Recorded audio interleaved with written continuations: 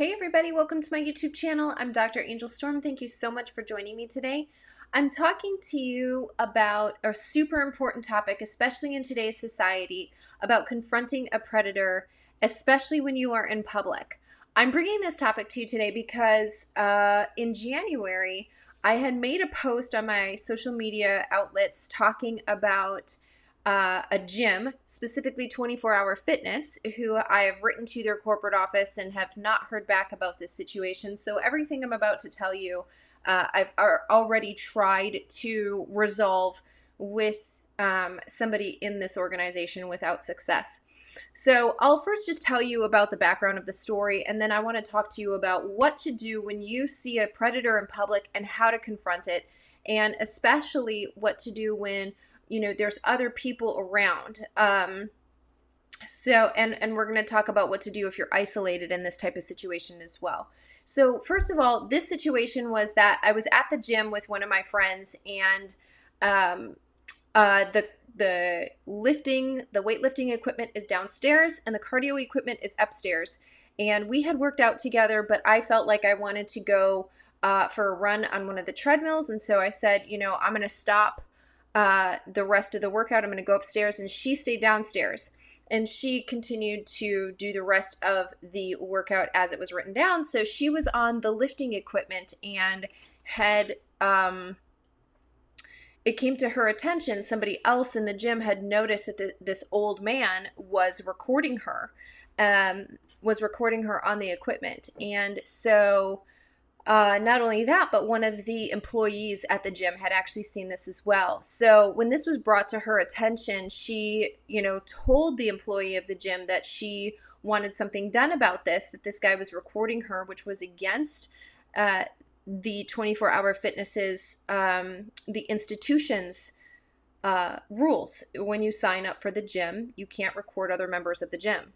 And so without their permission. And so, this was brought up to her attention, but she was a teenager. And so she's like, wait for my manager to come in, who took over an hour to get in there later than what this incident had happened.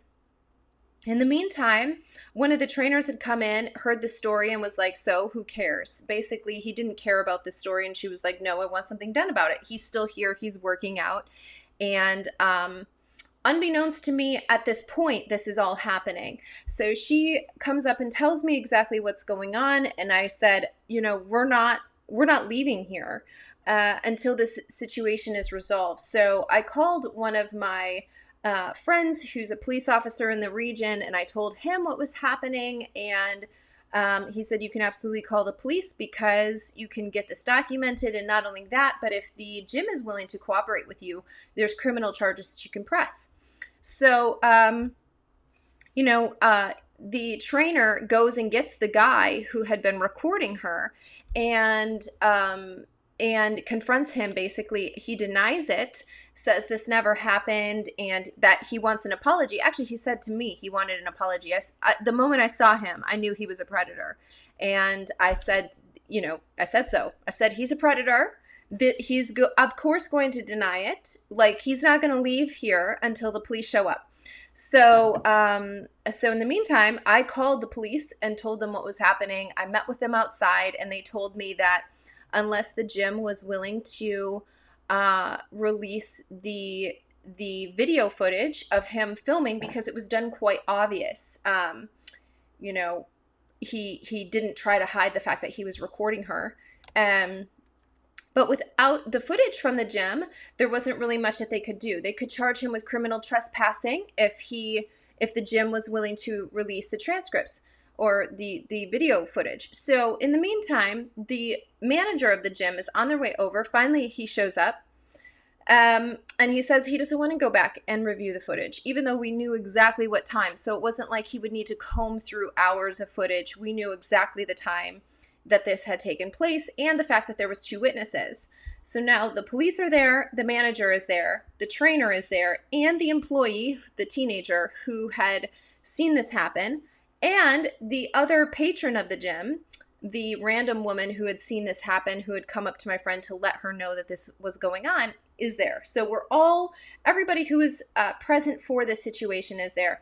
And the thing is that I said to them, listen, if this has happened to my friend at the time who is an adult, then this has happened before. He is so comfortable here in this environment that he's not afraid to get caught. Even though we had been going to this gym for about a month at that time, and people knew us because we'd gone every day. And so I told them, if he's comfortable doing this, then he's comfortable in this atmosphere. This is a lack of leadership. This is a permissive environment for a predator. And, this is going to continue. And I bet he's done this to other people. And what's to say that he's not doing this to underage kids who come in? This is a gym where high schoolers will come up to work as well. So to work out at the facilities. And so the police basically told us, hey, this is not a good environment for you to be in. Like, you should find a different gym because this guy is going to be completely uncooperative, the manager of the gym. By the way, as I said, I've written to 24-Hour Fitness, their corporate office, to get a response on this instance, and no one has contacted me at all. I've left them a review on Google talking about the same instance as well, and no one's responded to me on there either.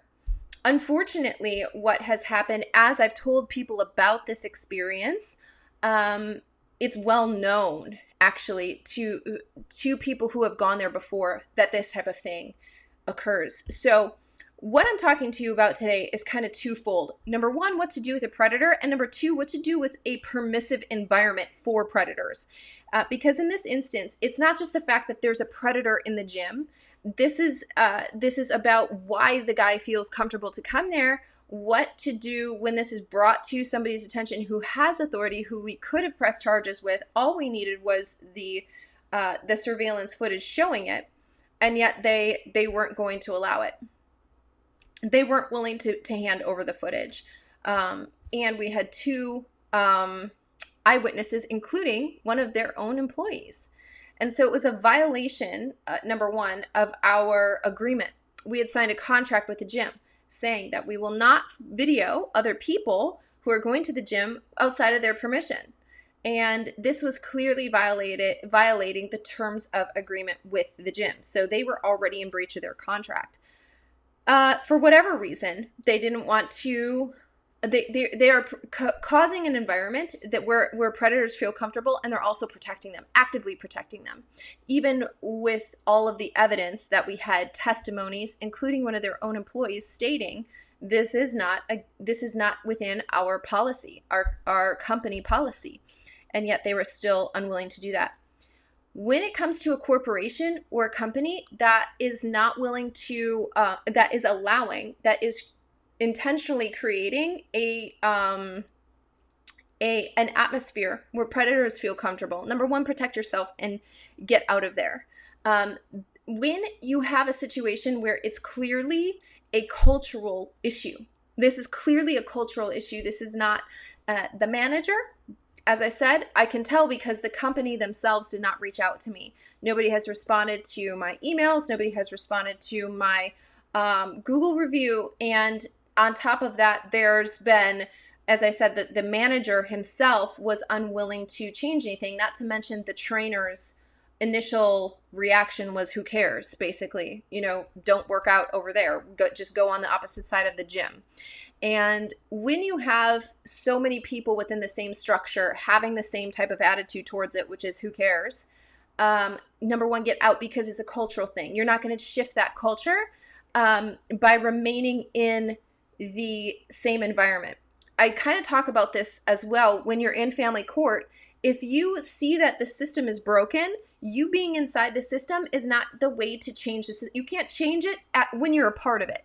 So if I'm in family court because I'm getting divorced, I have a custody issue, whatever, I'm not going to be able to change that culture while I'm actively using that system for something that I need, right? So you have to remove yourself from the system in order to actually make a change.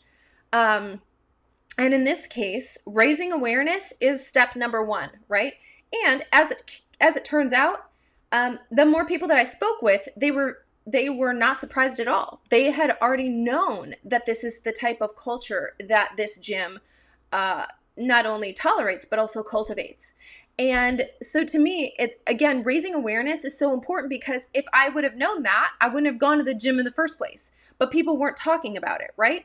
We often feel like we don't want to talk about negative experiences because that's draining, or it's gossiping, or it's like nobody can do anything about it, so just leave anyway, which is honestly family court, right? Nobody knows how bad it is because nobody's talking about it.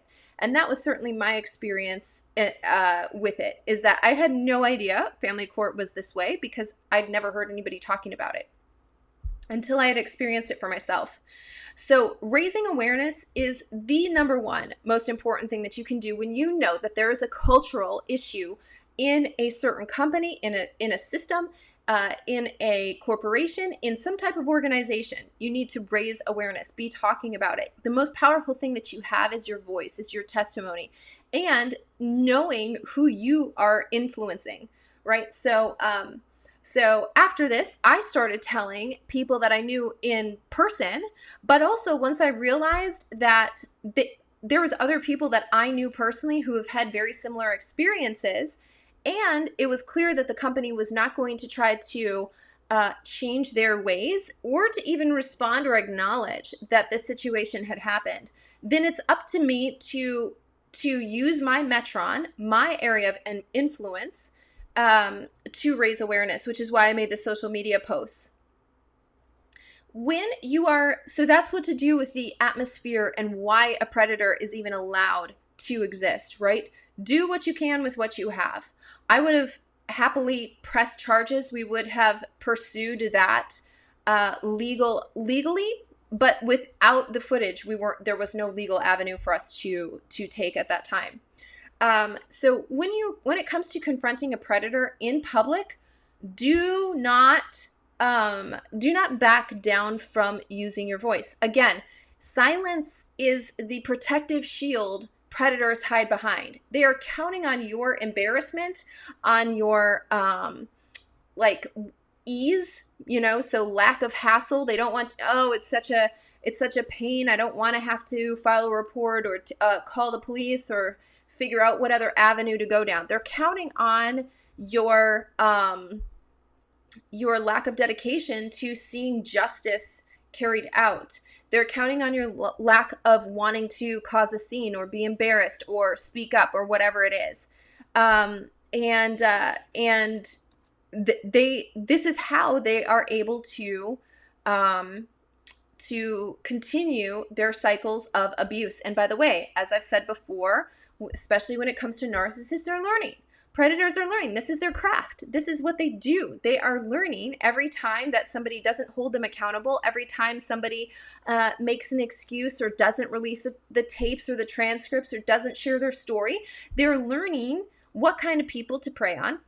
Okay, they're learning how to get better at their craft, how to choose targets and victims of their abuse better, and they're learning about what type of atmospheres are more permissive for them to operate in than others, right? By the way, the impact that this has on you and why you personally should care about this is because your voice is the one that gets the authority to shut down this type of cycle within your own life.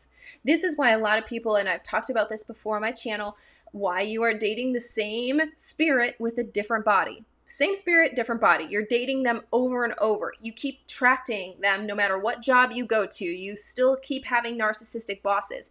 It's because you're unwilling to use your voice and use your authority and assert yourself into the situation and shut down the victim sticker that is on your forehead that's clear as day to predators. I've talked about this before on my channel. You can't choose whether or not you're a target of abuse, but you can choose whether or not you're a victim of abuse. And a lot of victims continue to get victimized simply because they won't get out of the cycle. You get the authority to shut down this cycle, and it starts by using your voice. So it definitely depends on the type of predator too. Right. So if you know that someone is abusing children, for example, or you suspect that, right? This needs immediate escalation and attention.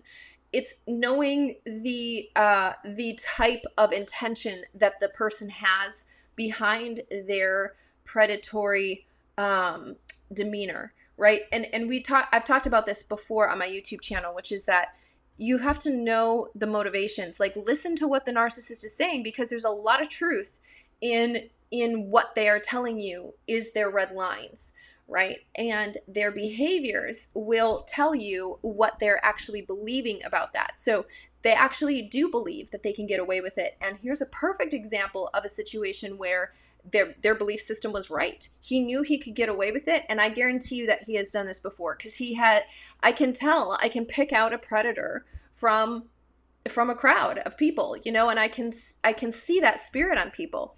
So I know that he's done this before, and I know that he feels very comfortable, like that he has authority in that atmosphere because of the permissive environment, but also because he's asserted his authority over and over and over. And quite honestly, I wouldn't be surprised if in this instance, this same man has had accusations made before about him at that gym and at other gyms. And he's asserted his authority by having those accusations shut down every single time, having nobody hold him accountable. How many narcissists do you know work that way? Because they have nobody holding them accountable. They have many flying monkeys to protect them. They have monopolized the use of a certain type of system, either through their attorney or through their money and their connections or whatever it is. So understanding that if you don't address and confront a predator yourself, if you see predatory actions and you're not willing to confront it, it's not only creating an environment for you yourself to be victimized, but it's creating a culture of predators. This is the environment your children will grow up in. This is the environment that your people who educate your children will grow up in. Teachers will grow up in it. Doctors will grow up in it. You have to understand that there's second and third order effects to you not using your voice. So it's not just about getting justice in your specific case or having your family have a situation where it's a calm environment for them to grow up in. This is also about people that you don't know yet, but who will cross your path, growing up in this type of environment, thinking that this stuff is okay, turning a blind eye when something is clearly going on and is clearly wrong, simply because they don't want to be inconvenienced, shamed, whatever the situation is, whatever the reason is for you not speaking up. No one will believe me. There's a ton of different lies that we tell ourselves, and they sound good though in the moment, these rationalizations for why we're not using our voices, for why we're not doing more to shut down predatory environments. But at the end of the day, it's just creating more of what we don't want. So if we don't want something, we have to be willing to inconvenience ourselves, use our voice, get comfortable with telling our stories, even when they're not happy ones, they're not good ones, right? And I've talked a lot on this channel about how we label things and the problem with labeling things, with like, oh, that's a kind person, when really that person lacks boundaries and lacks self-confidence and self-love, honestly, to be able to stand up for themselves and say, no, I don't have time for that.